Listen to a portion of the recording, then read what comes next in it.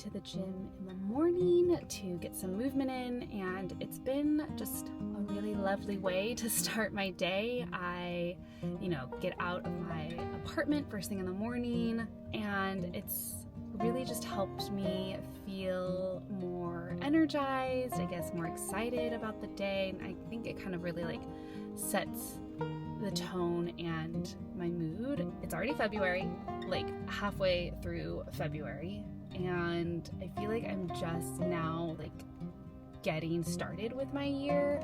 I had a very slow January, which was nice. I think 2024 had a lot of fun experiences, but it was also exhausting. And so come January in the new year, when everyone's has their intentions and their goals set for the year and getting started on them, I just had a very slow start, and I hope that I don't have any dry skin. Yeah, I've just had a very slow start to my year, but I'm okay with that. Now I feel ready to take on 2025. So now I'm going home and going to go get ready for my work day.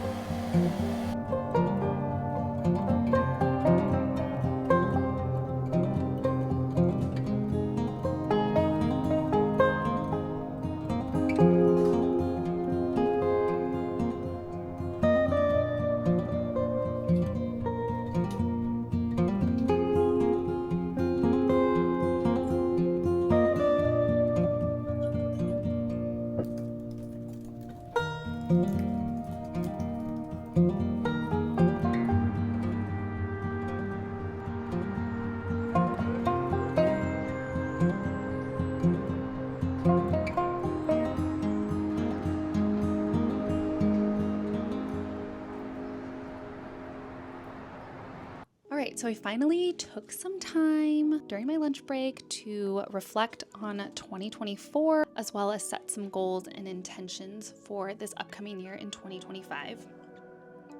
And looking back on 2024, it was so much fun. I did so many things: concerts, Broadway shows, started climbing consistently. I started a new job, traveled to so many places, camping trips, outdoor climbing. I made new friends. I visited old ones. And on top of all of that, I was consistent with working out, and I was consistent in my new job. And so, reflecting on all of that, so proud of what I accomplished, and I'm excited to continue learning and growing, of course, and excited to kind of continue expanding my life this upcoming year, or this year. We're at the end of February and beyond. I was tired. I was tired at the end of the year. And I also didn't accomplish some of the goals I had set out for myself. 2025 is going to be a slower year for me. I think it will be a more balanced year in terms of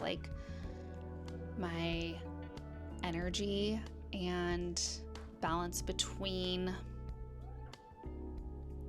fun, career, and personal growth. And in thinking about my goals and intentions for this upcoming year, I really first thought about what my personal values are. And this has been kind of a hot topic, or my friends and I have just been talking about it a lot more than we ever had. What do we actually value? And this was all spurred from a podcast episode, and I'm mentioning this because I think it's a really good episode, and I'll link it below. So the podcast is called We Can Do Hard Things. It's from Glennon Doyle, her wife Abby, and then Glennon's sister. I don't know the sister's name. Sorry, sister. But she wasn't on this episode, and that's the only episode that I've listened to of this podcast. Anyway, so Glennon and Abby, they interview a psychiatrist, Dr. Pooja Lakshmi, and it was all about what true self-care is. And Pooja talks about how actual self-care is being able to set boundaries, and you can only set your boundaries if you know what your personal values are. And so we did a little bit of, my friends and I, we're talking about like what our personal values are. And my friend Fionn, she shared this blog post from James Clear, who wrote Atomic Habits. And I also recommend that book if you're looking to like build habits. It was super helpful for me, at least. Anyways, so this blog post, and I'll also link it, just has a list of common personal values. 5 that I chose are, if I can find where, community, growth, adventure, creativity, and health. And so all of the like goals and intentions that I set for myself for this upcoming year are related to one, or at least one of those personal values. And so for this upcoming year, I want to improve my climbing. I just want to get better. I want to be stronger. I want to do harder things. I also want to read more fiction and nonfiction. I feel like I've always had a reading goal, or for as long as I can remember, I've had a reading goal, like a number of books that I want to read. I didn't have that last year though, but I've always read fiction, and I want to incorporate more nonfiction and read more from people who are smarter than me. I want to, so I'm constantly thinking about like what I want to do next in my professional career. And I currently work in a sales function, and I'm just not sure if that's what I really want to do for the next however many years until I can retire. UX design and graphic design have piqued my interest over the last couple of years, and so I want to take courses in both of those to see, if it might be a fit or not.